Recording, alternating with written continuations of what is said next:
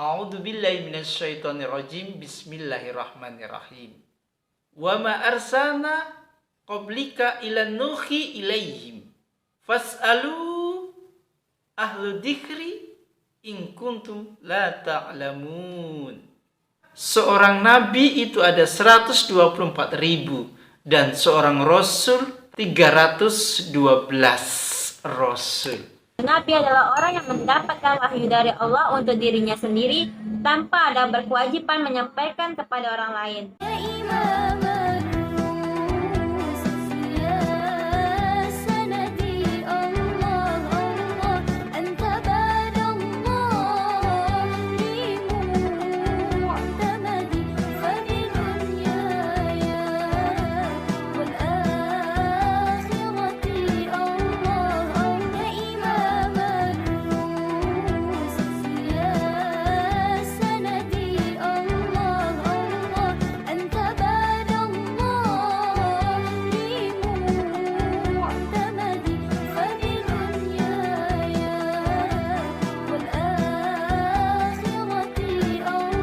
Assalamualaikum warahmatullahi wabarakatuh.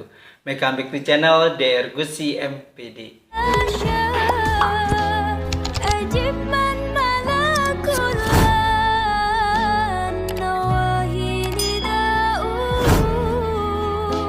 Mahasiswa, mahasiswi, sobat-sobat di channel yang dirahmati oleh Allah Subhanahu wa Ta'ala. Di perkuliahan hari ini kita akan membahas tentang iman kepada Nabi dan Rasul Allah Subhanahu wa Ta'ala. Sekaligus join kolaborasi dengan seorang mahasiswi untuk pegang tugas kuliahnya. Tentunya mahasiswi yang enak dipandang mata, ajak kenalan, yang solihah, yang mempunyai prestasi akademik, yang bisa menjadikan inspiratif percontohan bagi mahasiswa-mahasiswi yang lainnya. Assalamualaikum warahmatullahi wabarakatuh. Perkenalkan, nama saya Yeni Mahardika dengan NIM 0217062463. Saya mahasiswi dari Universitas Islam Negeri Sultan Syarif Kasim Riau.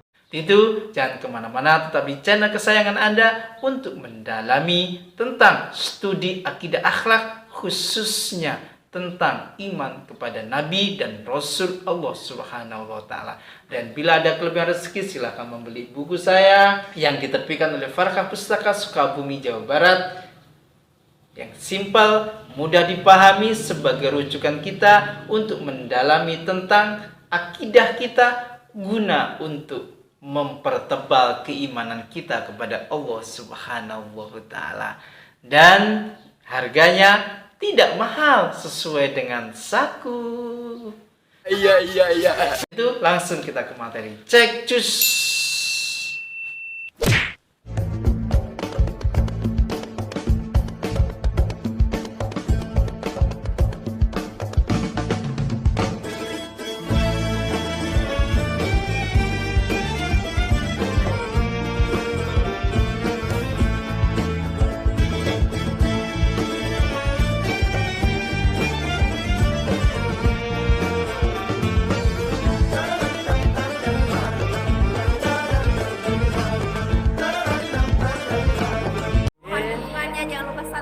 Like, share.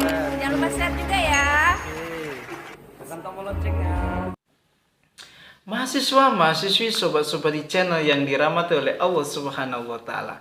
Ketika kita bicara mengenai Nabi dan Rasul, maka yang terbesit di otak kita, di pemikiran kita adalah, adakah Nabi dan Rasul perempuan? Ayo, ada yang tahu tidak? Gimana ya? Perempuan kayaknya nggak ada. Semuanya laki-laki. Kenapa semuanya laki-laki? Yuk kita dengarkan. Kita buka surah Al-Quranul Karim, surah Al-Anbiya ayat yang ke-7. A'udzubillahi minasyaitonirrajim. Bismillahirrahmanirrahim. Wa ma arsalna qablika ilan nuhi ilaihim fas'alu ahlu dzikri in kuntum la ta'lamun. Dan kami tiada mengutus Rasul sebelum kamu, Muhammad, melainkan beberapa orang laki-laki yang kami beri wahyu kepada mereka. Maka tanyakanlah olehmu kepada orang-orang yang berilmu jika kamu tidak mengetahuinya. Jadi jelaskan dalam surah Al-Anbiya ayat ke-7 bahwasanya Rasul-Rasul Allah, Nabi-Nabi Allah itu seorang laki-laki, tidak seorang perempuan. Ini qat'i, tidak terbantahkan lagi. Maka bila kita selama ini belum mengetahui, hari ini Anda secara otomatis sudah mengetahui tentang jawabannya mengapa Rasul dan Nabi itu laki-laki. Kalau kita melihat secara keilmuan, jumlah Nabi dan Rasul itu ada 124.000. Bayangkan, banyak sekali. Maka seorang Nabi itu ada 124.000 dan seorang Rasul 312 Rasul. Banyak sekali jumlah Nabi dan Rasul yang Allah berikan kitab kepada mereka. Tapi yang wajib kita imani hanya 25 Nabi dan Rasul yang menjadi pedoman kita, yang menjadi rujukan kita, yang semuanya include di dalam baginda Rasul Muhammad Sallallahu Alaihi Wasallam. Artinya semuanya karakter Nabi dan Rasul yang dijelaskan di dalam Al-Quranul Karim, 25 orang itu melekat sifat dan karakternya semuanya kepada baginda Rasul Muhammad SAW, sehingga baginda Rasul sebagai penutup dari Anbiya, dari beberapa Anbiya, dan diwariskan kepada ulama warasatul Anbiya. Ulama adalah pewarisnya para nabi. Setelah ini tidak ada nabi, tidak ada rasul selain nabi terakhir Muhammad Sallallahu Alaihi Wasallam. Mahasiswa-mahasiswi, sobat-sobat di channel yang dirahmati oleh Allah SWT, kita dengarkan presentasi tugas kuliah dari mahasiswa berikut ini. A. Pengertian iman kepada Nabi dan Rasul Allah. Nabi adalah seseorang berjenis kelamin pria yang mendapatkan wahyu dari Allah untuk dirinya sendiri dan tanpa ada kewajiban untuk menyampaikan kepada orang lain. Sedangkan Rasul dari kata risalah yang berarti penyampaian. Rasul adalah seseorang berjenis kelamin pria yang mendapatkan wahyu dari Allah untuk dirinya sendiri dan berkewajiban untuk menyampaikan kepada orang lain atau umatnya. Menurut pengertian bahasa, perkataan Rasul berasal dari bahasa Arab yang artinya utusan, kurir, pembawa misi, atau pembawa berita. Menurut istilah dalam tauhid, Rasul adalah manusia pilihan Allah yang diangkat sebagai utusannya untuk menyampaikan firman-firmannya kepada manusia agar dijadikan pedoman hidup demi terwujudnya keselamatan dan kebahagiaan di dunia dan di akhirat. Iman kepada Rasul berarti meyakini dengan sepenuh hati bahwa para Rasul adalah orang laki-laki yang telah menerima wahyu dari Allah untuk disampaikan kepada umatnya agar mereka beriman. Bedanya dengan Nabi adalah kalau Nabi adalah orang yang mendapatkan wahyu dari Allah untuk dirinya sendiri tanpa ada berkewajiban menyampaikan kepada orang lain.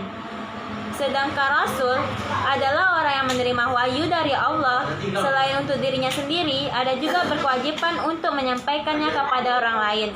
Rasul adalah orang yang diutus Allah Subhanahu wa Ta'ala dengan syariat yang baru untuk menyeru manusia kepadanya.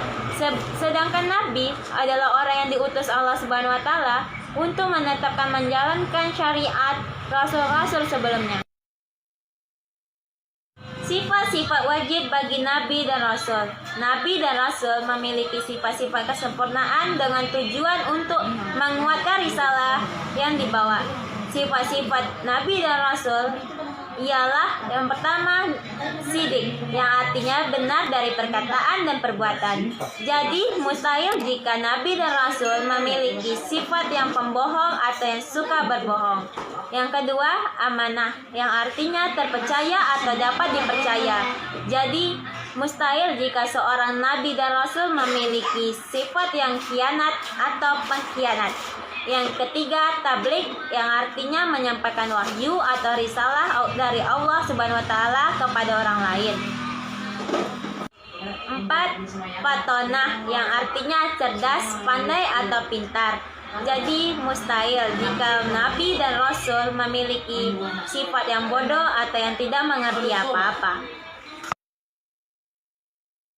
Sifat-sifat mustahil bagi Nabi dan Rasul. Yang pertama, kizib. Kizib mempunyai arti berbohong atau dusta. Jadi mustahil jika para nabi dan rasul memiliki sifat tersebut karena mereka senantiasa dijaga oleh Allah Subhanahu wa taala, dan sifat ini merupakan kebalikan dari sifat sidik. Yang kedua, khianat, yang artinya tidak dapat dipercaya, dan juga mustahil bagi para nabi dan rasul memiliki sifat yang khianat karena mereka adalah utusan Allah yang terjaga guna menyampaikan wahyu Allah kepada umatnya, dan sifat ini kebalikan dari sifat amanah. Yang ketiga, kitman. Kitman mempunyai arti menyembunyikan wahyu. Jadi mustahil bagi para nabi dan rasul memiliki sifat tersebut, dan sifat ini merupakan kebalikan dari sifat tabligh. Yang keempat, jahlun atau balada. Sifat ini yang artinya bodoh, dan sangat tidak mungkin Nabi dan Rasul mempunyai sifat tersebut.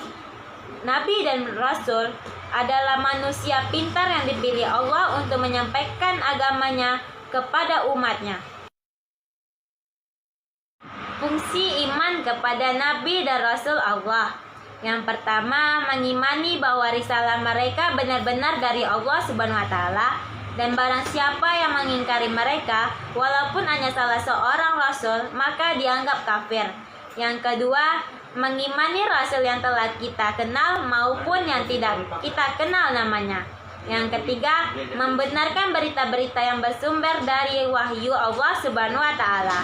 Yang keempat, mengamalkan syariat-syariat mereka yang diutus Allah Subhanahu wa taala kepada kita. Itulah sekelumit tentang bagaimana kita mengimani kepada Rasul, kepada Nabi yang Allah sudah turunkan kepada kita, yang Allah sudah turunkan di permukaan bumi ini. Dari sekian ribu Nabi, sekian ratus Rasul, hanya 25 lah yang wajib kita imani, yang semuanya include di dalam karakter, sifat dari baginda Rasul Muhammad Sallallahu Alaihi Wasallam. Demikian perkuliahan hari ini, semoga berkah dan manfaat. Bila ada kekurangan mohon dimaafkan. Bila ada pertanyaan, kita diskusi di kolom komentar. Bila taufiq wal hidayah wa ridha wal inayah fasabil kharas wa muwaffiq ila aqwamit thariq. Wassalamualaikum warahmatullahi wabarakatuh.